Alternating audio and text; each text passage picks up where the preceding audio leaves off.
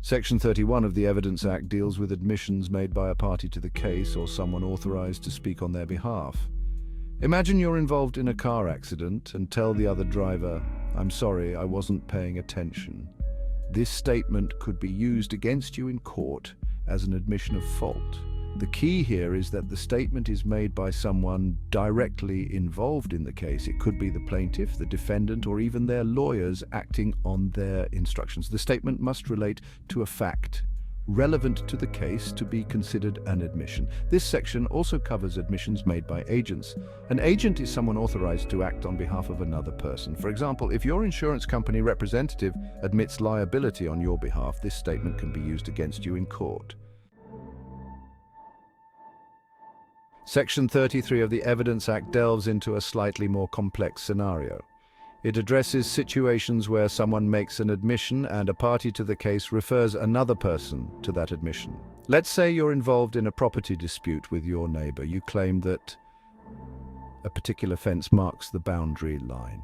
Your neighbor, when asked about the fence's origin, says, "Go ask old Mr. Smith. He built it." Mr. Smith then tells you that he indeed built the fence according to your neighbor's instructions, placing it firmly on your property. This statement, even though made by Mr. Smith, can be used against your neighbor because they explicitly referred you to him for information on the matter. This section highlights the importance of being cautious about who you direct people to for information.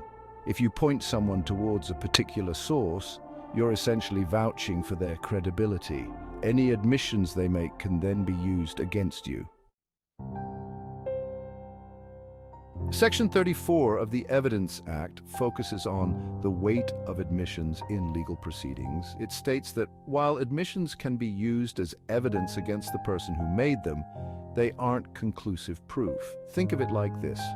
Just because you admit to something doesn't automatically mean it's true. You might have been mistaken, misinformed, or even lying for other reasons. This section ensures that the court considers the context and other evidence before reaching a verdict based solely on an admission. For instance, imagine a situation where someone confesses to a crime they didn't commit under duress or to protect someone else. Section 34 ensures that the court looks beyond the confession, examining other evidence to determine the truth. Section 35 delves into the intersection of oral admissions and documentary evidence. It states that if a party admits to the contents of a document, that admission can be used as evidence, even if the document itself isn't produced in court. Let's say you're involved in a contractual dispute. You claim that the other party breached the terms of a written agreement.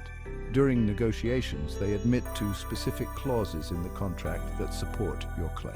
Even if the original contract is unavailable, their oral admissions about its contents can be used against them in court. This section highlights the significance of being mindful of what you say, especially when discussing legal documents. Even casual admissions about a document's contents can have legal ramifications. Section 36 specifically addresses the use of admissions in civil cases. It states that admissions made by a party during a civil suit are admissible as evidence against them. This means any statement acknowledging a fact relevant to the case can be used by the opposing party. For example, imagine a personal injury case where the defendant admits to owning the dog that bit the plaintiff. This admission can be used to establish liability even if the defendant denies other aspects of the claim.